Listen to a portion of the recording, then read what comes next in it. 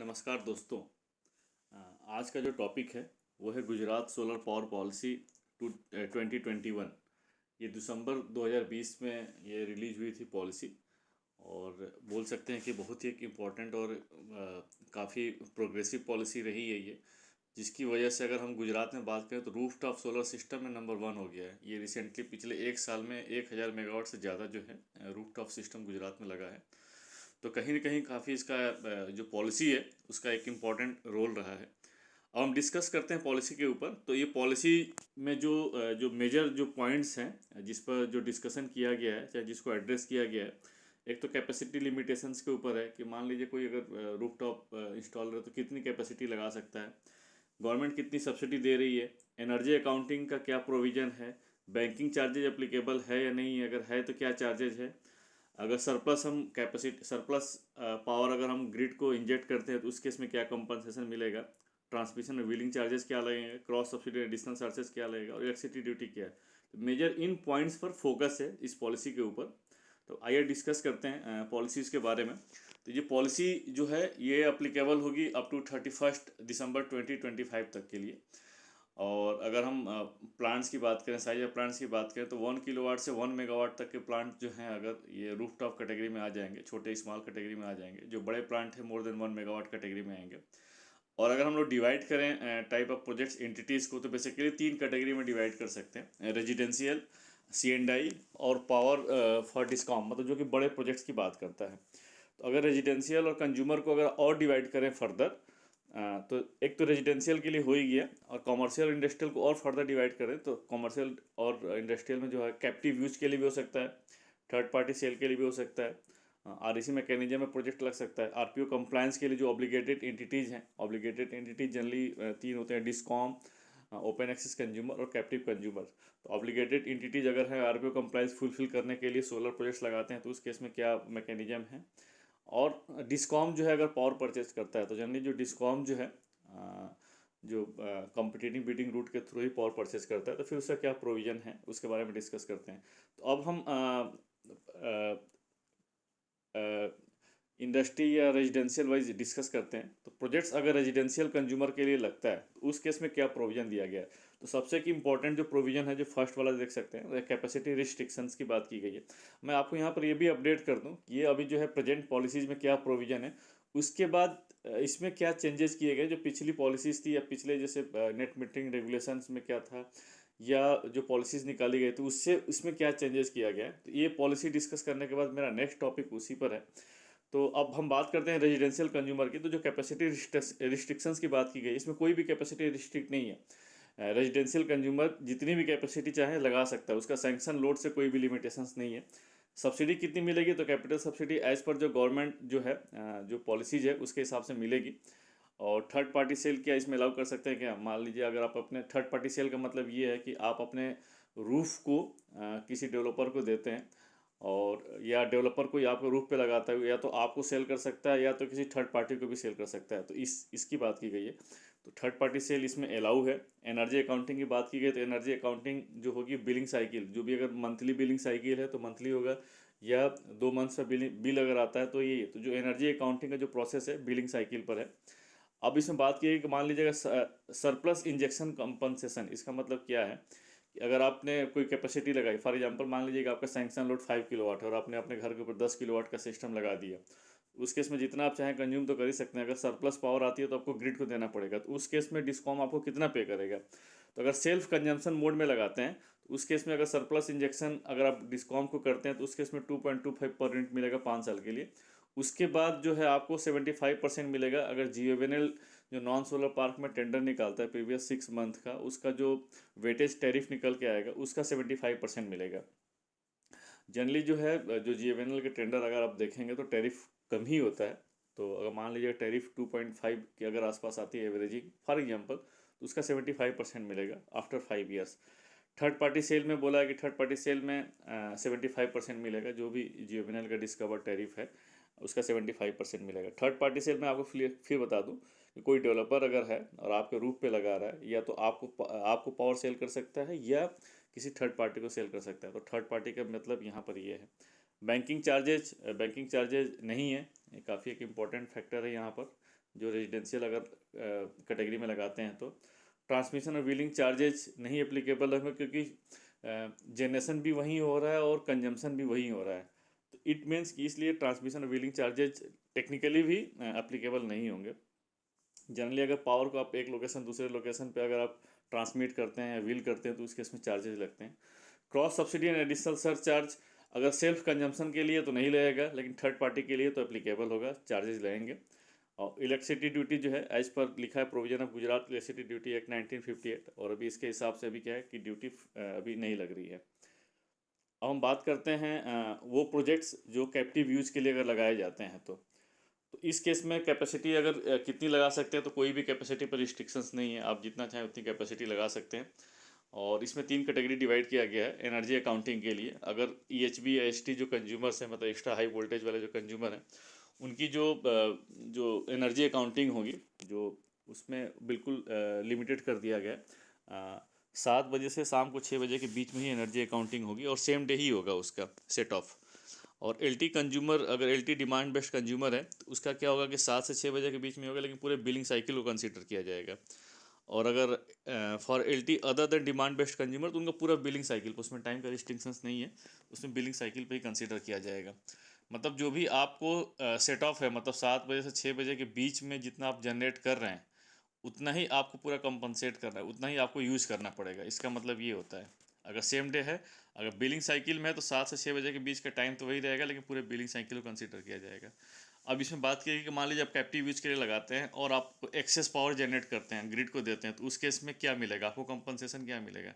तो अगर जैसे इंडस्ट्रियल कंज्यूमर है लेकिन वो MSME कैटेगरी के में आता है, उस केस में बोला गया 2.25 पर यूनिट मिलेगा 5 साल के लिए। उसके बाद 75% आपको जो GNL डिस्कवर टैरिफ है वो मिलेगा।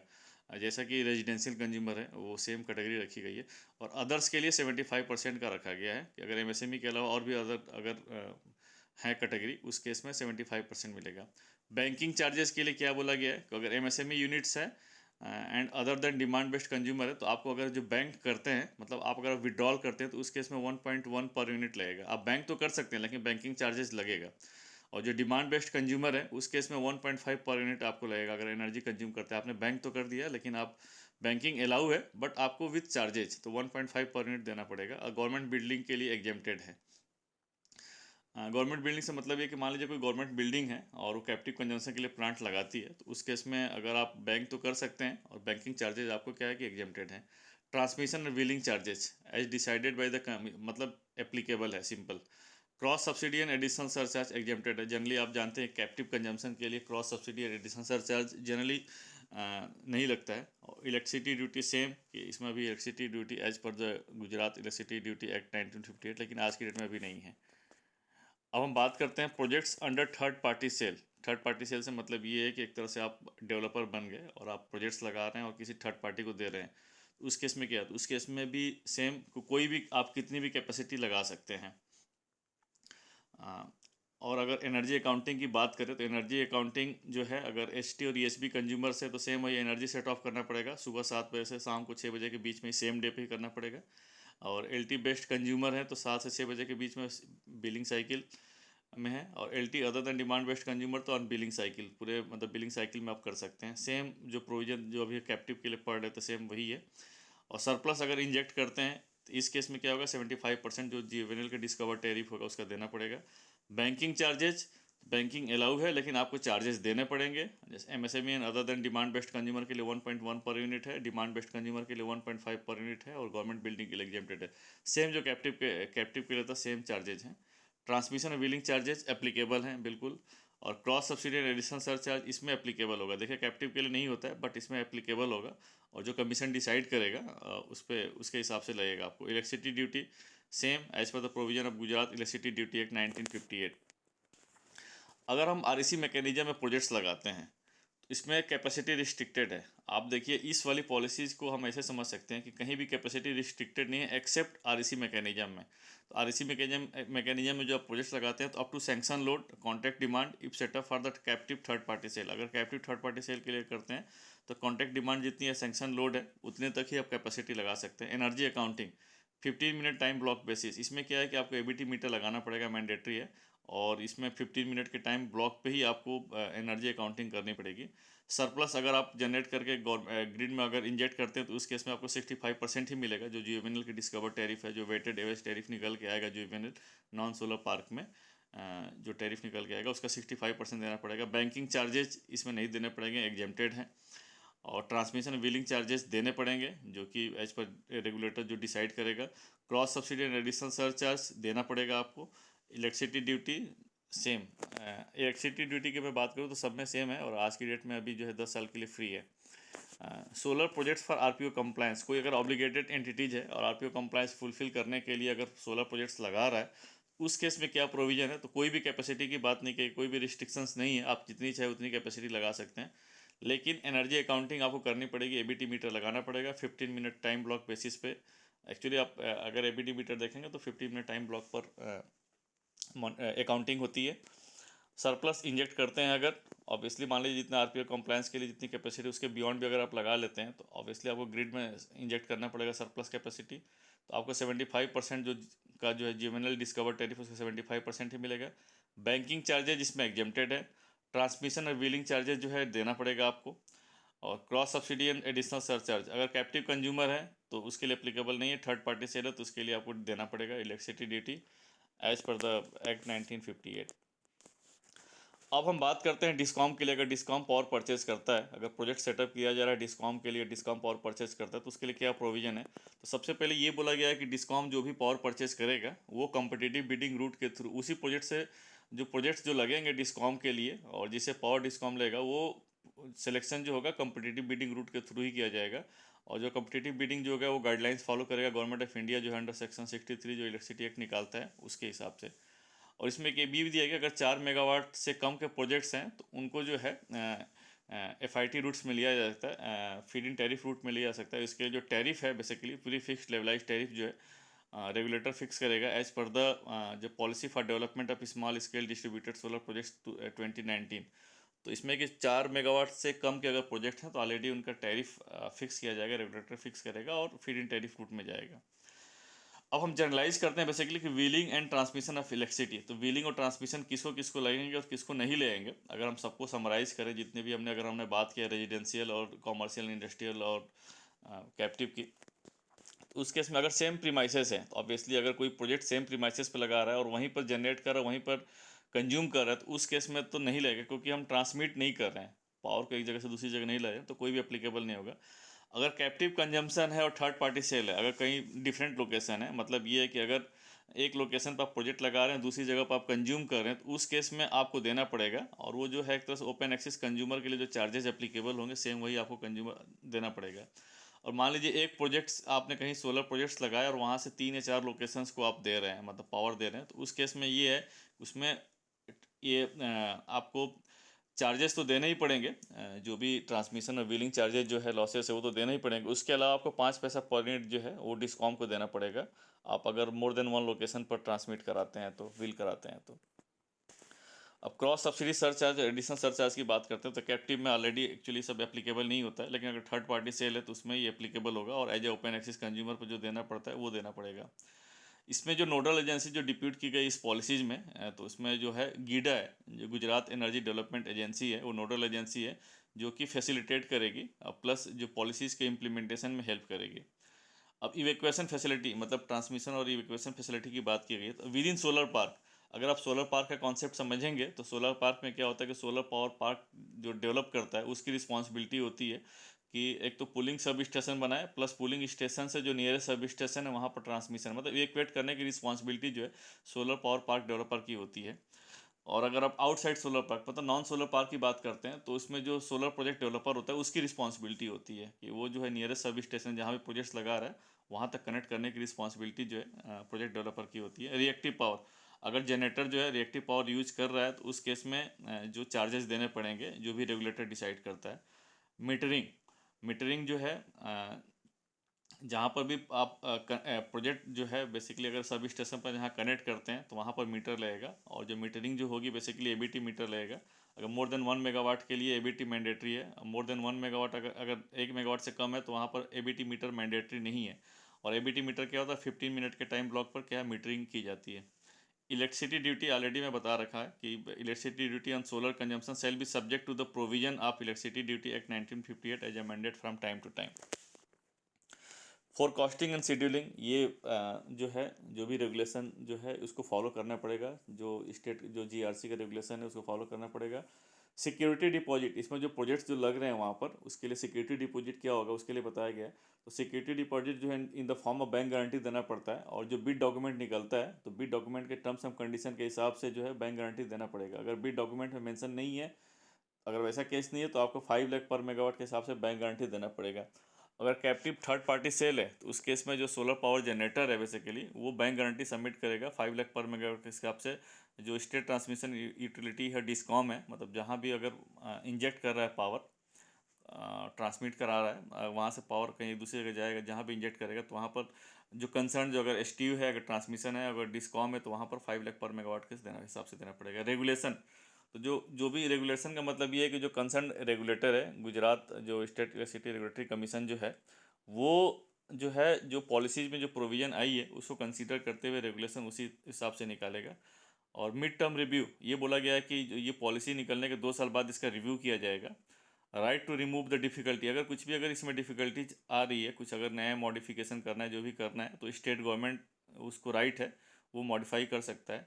राइट टू इंटरप्रिटेशन, अगर लैंग्वेज वाइज कुछ अगर इंटरप्रिटेशन की प्रॉब्लम आ रही है तो उस केस में जो है energy and petrochemical department government of Gujarat का है, उसके पास राइट है, उसका इंटरप्रिटेशन ही माना जाएगा।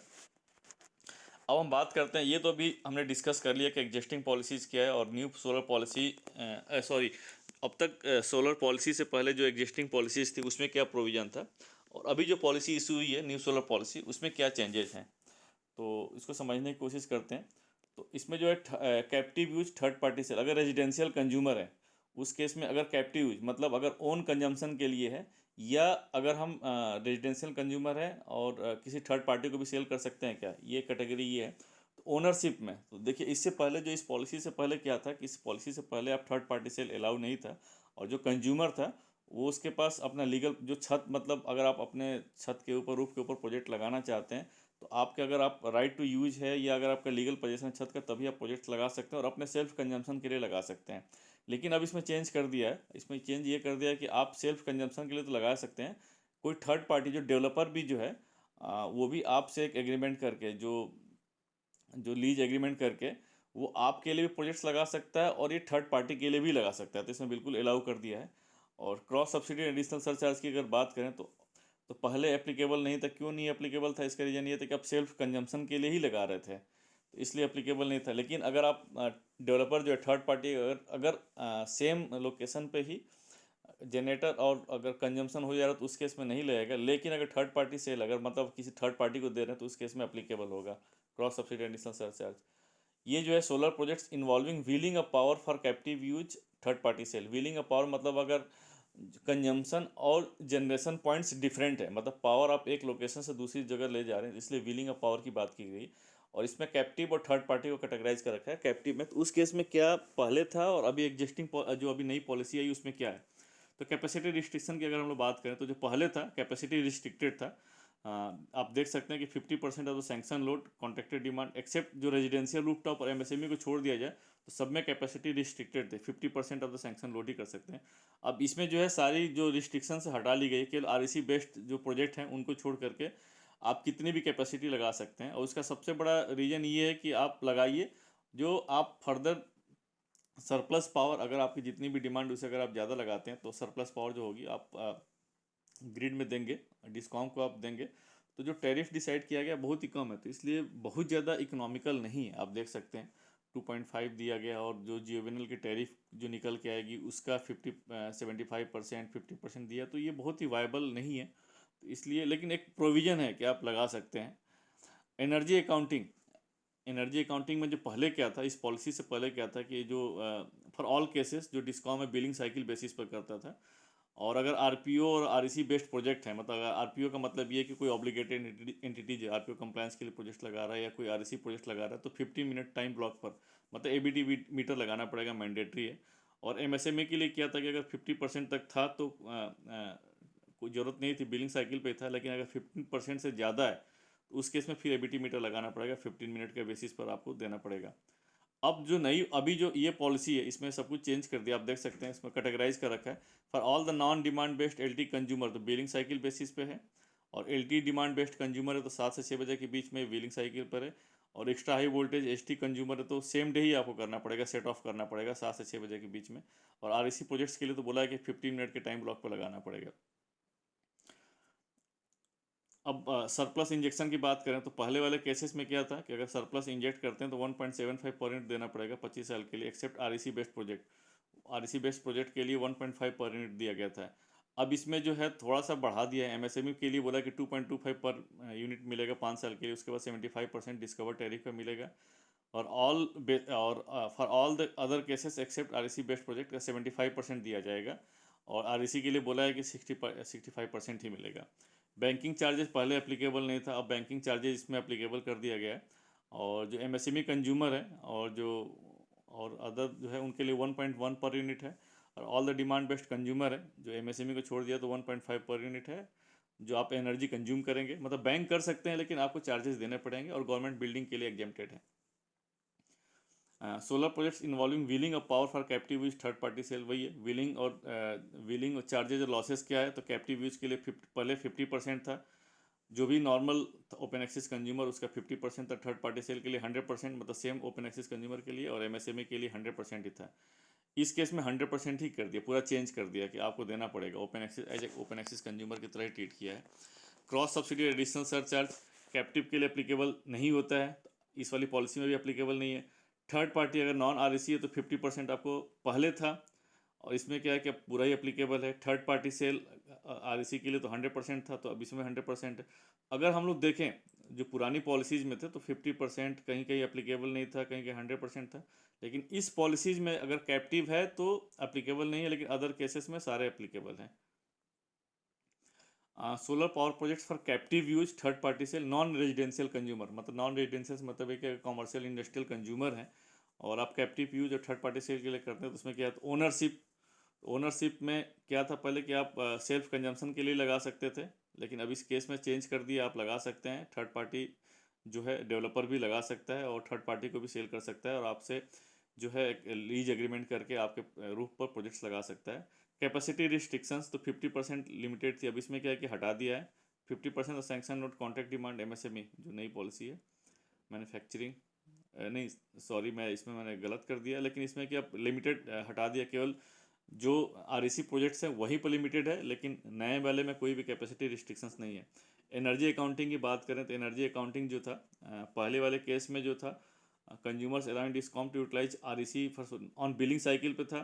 आरपीओ आरईसी के लिए जो मैंने पढ़ा है 15 मिनट टाइम ब्लॉक पर है, और एमएससी जब 50% तक था तो कोई नहीं था, उसके ऊपर बियॉन्ड करेंगे तो उसको एबीटी मीटर 50 मिनट का लगाना पड़ेगा। इस वाले केस में जो डिवाइड किया है, जो अगर non demand based LT consumer है तो बिलिंग साइकिल पर है, अगर डिमांड बेस्ड एलटी कंज्यूमर तो 7 से 6 बजे के बीच में है, लेकिन बिलिंग साइकिल पे है, मतलब मंथली है। और एसटी कंज्यूमर है तो आपको same day he set of करना पड़ेगा 7 से 6 बजे के बीच में शाम को। और अगर आरईसी बेस्ड प्रोजेक्ट है तो आपको एबीटी मीटर लगाना का पड़ेगा, और 15 मिनट के टाइम ब्लॉक में ही आपको करना पड़ेगा। सरप्लस अगर इंजेक्ट करते हैं तो पहले 1.75 पर यूनिट था इस पॉलिसी से पहले, एक्सेप्ट आरईसी बेस्ड प्रोजेक्ट के लिए, और आरईसी के लिए आपको 1.5 पर यूनिट था, ऑलरेडी जो मैंने बता रखा है। इसमें ये थोड़ा सा बढ़ा दिया है, एमएसएमई के लिए 2.25 पर यूनिट कर दिया 5 साल के लिए, उसके बाद 75% जो है जो जुवेनाइल का टैरिफ निकल के आएगा उसका है। और सभी केसेस के लिए जो है आरईसी के लिए 65% है जो जुवेनाइल टैरिफ निकल के आएगा, और इसके अलावा जो बैलेंस है 75% है। बैंकिंग चार्जेस पहले एप्लीकेबल नहीं था इस पॉलिसी से पहले, अब इसमें चेंज कर दिया है, बैंकिंग चार्जेस एप्लीकेबल कर दिया है। एमएसएमई के लिए 1.1 पर यूनिट कर दिया है, डिमांड बेस्ड कंज्यूमर के लिए 1.5 कर दिया है पर यूनिट, और अगर गवर्नमेंट बिल्डिंग के लिए एग्जेम्प्टेड है। जो भी आप कंज्यूम करेंगे, बैंक तो कर सकते हैं लेकिन जो कंज्यूम करेंगे आपको बैंकिंग चार्जेस देने पड़ेंगे। ट्रांसमिशन और व्हीलिंग चार्जेस पहले एप्लीकेबल नहीं था, अब इसमें कि सेम लोकेशन है तो एप्लीकेबल नहीं है, लेकिन अगर आप लोकेशन डिफरेंट है, मतलब जनरेशन और कंजम्पशन दो डिफरेंट लोकेशन है, तो उस केस में आपको देना पड़ेगा। Cross subsidy and additional surcharge not applicable since third party sale arrangement, क्योंकि इसमें अलाउ ही नहीं था आपको थर्ड पार्टी सेल रूफटॉप में। अब इसमें ये कि इसमें सेल्फ कंजम्पशन है तो अलाउ है, लेकिन अगर थर्ड पार्टी सेल है तो एप्लीकेबल होगा।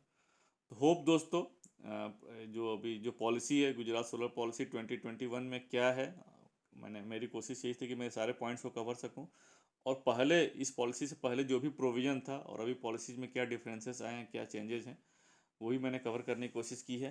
तो अगर आपको ये सही लगा होगा मेरा जो टॉपिक है जो गुजरात पॉलिसी पर, तो आप मेरे वीडियो को लाइक करिए, सब्सक्राइब करिए, अपने दोस्तों को फॉरवर्ड करिए। फिर आपसे मिलते हैं नेक्स्ट वीडियो में नए टॉपिक के साथ। तब तक के लिए थैंक यू। जय हिंद।